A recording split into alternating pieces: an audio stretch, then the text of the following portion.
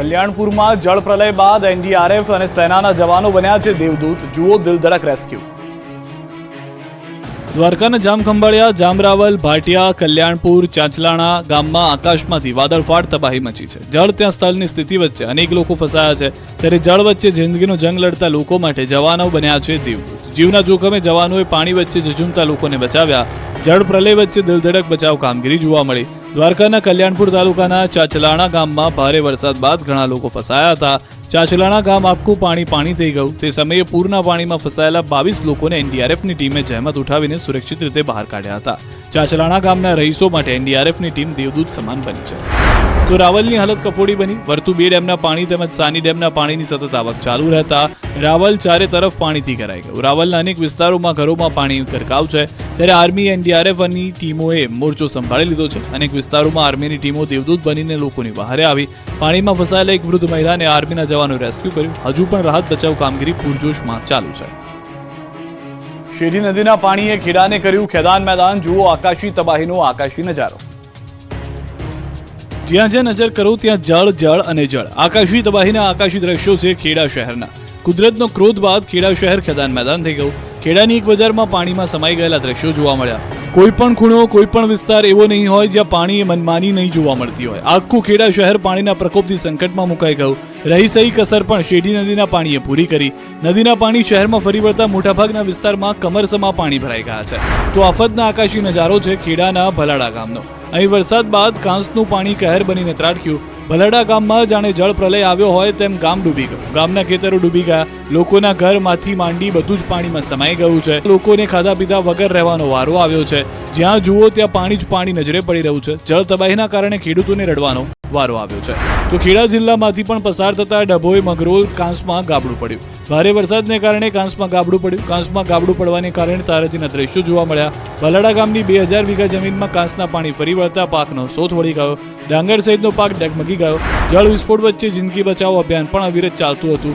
ખેડાના ઘણા ભાગો હજુ પણ છે પાણીમાં ગરકાવ. ત્યારે અંબિકા કોમ્પ્લેક્સનો એક માળ સંપૂર્ણ પાણીમાં ગરકાવ થઈ ગયો. અંબિકા કોમ્પ્લેક્સના 50થી વધુ પરિવારોનું પોલીસ એસડીઆરએફની ટીમે રેસ્ક્યુ ઓપરેશન કર્યું. ભરૂચના જંબુસરમાં જળ તબાહીના આકાશી દ્રશ્યો નજરે આવ્યા. આકાશી આક્રમણના દ્રશ્યો છે ભરૂચના જંબુસરના. અહીં બારે મેઘ ખાંગા થયા બાદ ઢાઢર નદીએ ભયજનક સપાટી વટાવી દીધી. ઢાઢર નદી બે કાંઠે વહેતા જંબુસર સહિતના ગામડાઓમાં તારાજી સર્જાઈ. આખા ગામડાઓએ જલ સમાધિ લઈ લીધી. ગામડાઓમાં ઘરની માત્ર છત જ દેખાઈ રહી હોય એટલું પાણી ભરાયું છે. જ્યાં નજર કરો ત્યાં પાણી જ પાણી નજરે પડી રહ્યું છે. ખેતરો ડૂબી ગયા છે. પાકની તો વાત જ શું કરવી. અહીં પાણીએ એ હદે આક્રમણ કરી દીધું છે કે ખેતરોમાં વાવેતર કરેલો પાક પણ સ્વાહા થઈ ગયો છે. આ ખેતરો ખેદાન મેદાન થઈ ગયા છે. મોટાભાગના ખેતરો પાણીમાં ગરકાવ થઈ ગયા છે. ખેડૂતોને ફરી વાવેતર કરવું પડે તેવી સ્થિતિનું નિર્માણ થયું છે. રોડ સિવાય જમીન જોવા મળતી નથી. જામનગરમાં પાણી ઓસર્યા બાદના દ્રશ્યો નિહાળી તમારી આંખોમાં આવી જશે ફરી એક વખત આંસુઓનો.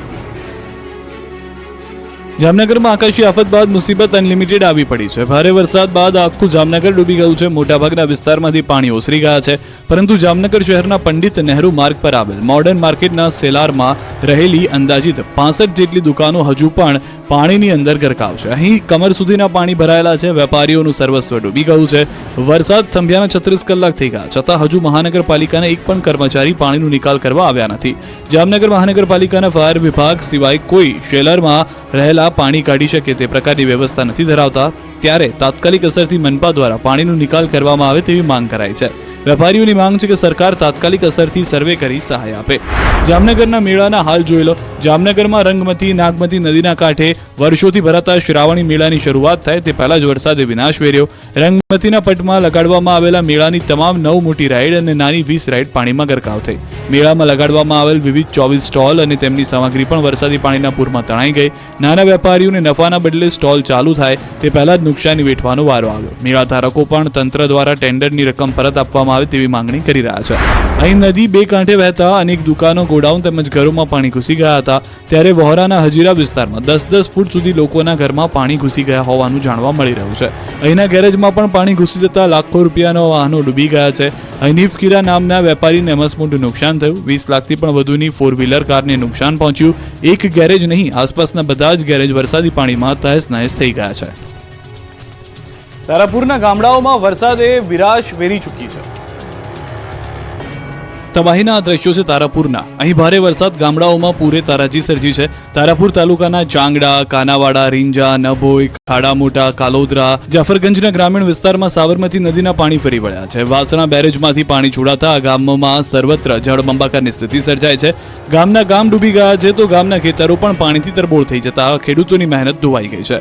ભારે જળપ્રલય બાદ 12 ગામો સંપર્ક વિહોણા બન્યા તો ખેતરો ડૂબી જતા ડાંગરના પાકે જળ સમાતી લીધી. જ્યાં જુઓ ત્યાં પાણી જ પાણી નજરે પડી રહ્યું છે. બીજી તરફ તારાપુર તાલુકામાં જળ વિસ્ફોટ વચ્ચે પાણીની તંગીના દ્રશ્યો જોવા મળી રહ્યા છે. લોકોને ઘર વપરાશનું પાણી ન મળતા રસ્તા પર ટ્રેક્ટરમાં ખાલી પીપમાં પરિવાર સાથે વરસાદી પાણી ભરતા નજરે પડ્યા. રસ્તા પર મહિલાઓ વરસાદી પાણીમાં કપડાં ધોતી નજરે પડી. વડોદરામાં પૂરના પાણીમાં ડ્રાઈવર વગર દોડી રિક્ષા. વડોદરામાં ભારે પૂરને કારણે અનેક વાહનો તણાયા છે. પૂરના પ્રચંડ પ્રવાહની આડે જે આવ્યું તે બધું જ તણાઈ ગયું છે. ત્યારે એક રિક્ષા પણ પૂરના પાણીમાં તણાઈ હતી. પૂરના પ્રવાહ એટલો હતો કે ડ્રાઈવર વગર જ રિક્ષા ઊભા રોડે દોડતી નજરે પડી. પૂરના ધસમસતા પાણીના પ્રવાહમાં રિક્ષાનો વિડીયો વાયરલ થયો છે. શહેરના ઘડિયાળી પોળ મેઇન રોડ પર વગર ડ્રાઈવરે રિક્ષા દોડતી જોવા મળી. સાફ જોઈ શકાય છે કે પાણીનો એટલો જોરદાર પ્રવાહ હતો કે રિક્ષા પાણીના પ્રવાહમાં વગર ડ્રાઈવરે દોડતી જોવા મળી.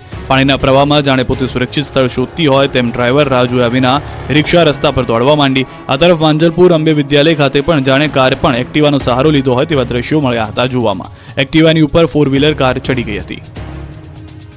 વિકટપુર સામે ઝઝૂમતું વડોદરા. અનેક ઘરોમાં હજી પણ 3-3 ફૂટ પાણી.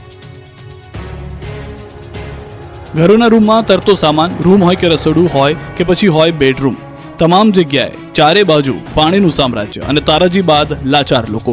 આવી વિકટ સ્થિતિ વચ્ચે ઝઝૂમી રહ્યા છે વડોદરાવાસીઓ. અહીં વરસાદ તો થંભી ગયો છે પરંતુ વિશ્વામિત્રી નદીના પાણી હજુ ઓસર્યા નથી. વડોદરાની મોટાભાગની સોસાયટીઓમાં ચિક્કાર પાણી ભરાયેલા છે. અરે લોકોના ઘરોમાં 3-3 ફૂટ પાણીનો કબજો છે. પાણીએ જાણે અહીં કાયમી રોકાણ કરી લીધું હોય તે ઘરમાંથી પાણી નીકળવાનું નામ નથી લઈ રહ્યું. લોકોના ઘરમાં ઘર વખરી તરી રહી છે. ઘરમાંથી 36 કલાક બાદ પણ પાણી નહીં ઓસરતા મોટા પાયે નુકસાની છે. ઘરમાં રહેલ ફર્નિચર, ઘરવખરી સહિત તમામ ચીજવસ્તુઓ ભંગાર બની ગઈ છે. અગમચેતીના ભાગરૂપે ઘરનો સામાન શિફ્ટ કર્યા છતાં પાણીમાં ગરકાવ થઈ ગયો છે. વડોદરાની 57 વર્ષ જૂની ભગીરથ સોસાયટીમાં તો પાણીએ જાણે ઘર જ વસાવી લીધું હોય તે અહીંથી પાણી નીકળવાનું નામ જ નથી લઈ રહી. હજુ અહીં 5 થી 6 ફૂટ પાણી ભરાયેલા રહેતા લોકો ઘરની બહાર નીકળી શકતા નથી. જીવન જરૂરી ચીજવસ્તુઓ વગર દિવસો પસાર કરી રહ્યા છે. ઘરોમાંથી તો પાણી ઓસરી ગયા છે પરંતુ હવે કિચડનું સામ્રાજ્ય છે. ઘરના દરેક સભ્યો ઘર સફાઈ કરવામાં લાગ્યા છે. જૂની કાંસ ઉપર ફ્લોરિંગ કરી કોમ્પ્લેક્સ બનાવ્યા હોવાનો સ્થાનિકોનો આક્ષેપ છે. રાજકીય નેતાઓ અને અધિકારીઓના ભ્રષ્ટાચારને કારણે કાંસ નાની થઈ જતા પાણી ભરાતા હોવાનું કહી રહ્યા છે સ્થાનિકો. વડોદરાના ગેરેજમાં વાહનોના ઢગલા. કરોડો રૂપિયાના વાહનો રમકડા બન્યા. વડોદરા શહેરમાં આવેલા ભયાનક પૂરમાં કારથી લઈને 2-વ્હીલર સુધીના વાહનો પાણીમાં ગરકાવ થઈ ગયા. પાણીમાં ડૂબી જતા કરોડો રૂપિયાનું નુકસાન વેઠવાનો વાહન ચાલકોને વારો આવ્યો. હજારોની સંખ્યામાં વાહનો પાણીમાં ગરકાવ થઈ જતા હાલ 2-વ્હીલર અને કારના ગેરેજમાં રિપેરિંગ માટે વેઇટિંગ ચાલી રહ્યું છે. હવે આ વાહનોના ગેરેજમાં થપ્પા લાગવા લાગ્યા છે. એક સાથે વાહનો ખરાબ થઈ જતા ગેરેજમાં રિપેર કરવામાં પણ સમય લાગી રહ્યો છે. વડોદરા શહેરમાં 15,000 જેટલા બાઇક અને 6 થી 7,000 જેટલી કાર પાણીમાં ગરકાવ થઈ ગઈ છે. હાલ 2-વ્હીલર તો ગેરેજમાં સર્વિસ માટે આવી રહ્યા છે પરંતુ કાર માટે પણ શોરૂમમાં ઇન્સ્યોરન્સ માટે બુકિંગ થઈ રહ્યા છે. વાહન ટોઈંગ કરવા માટે 10 થી 15 દિવસનું વેઇટિંગ ચાલી રહ્યું છે. કારના ઇન્સ્યોરન્સ માટેના બુકિંગ માટે પણ પડાપડી થઈ રહી છે. બીજી તરફ શહેરમાં માત્ર 2,000 2-વ્હીલરના ગેરેજ છે. ઉપરાંત 500 થી વધુ કારના શોરૂમ અને ગેરેજ આવેલા છે. જેથી સર્વિસ સ્ટેશનોમાં પણ વ્હીકલનો ધસારો વધતા 2 થી 3 મહિના બાદ વ્હીકલ પરત મળશે તેવું લોકો જણાવી રહ્યા છે. લોકોને આગામી તહેવારોને પગલે સર્વિસમાં આપેલા વ્હીકલ સમયસર પરત નહીં મળવાનો પણ ડર સતાવી રહ્યો છે. લોકોએ કહ્યું ટોઈંગ કરનારાઓ પણ વસૂલી કરી રહ્યા છે વ્હીકલ ટોઈંગના મનફાવે તેવા ભાવ લઈને.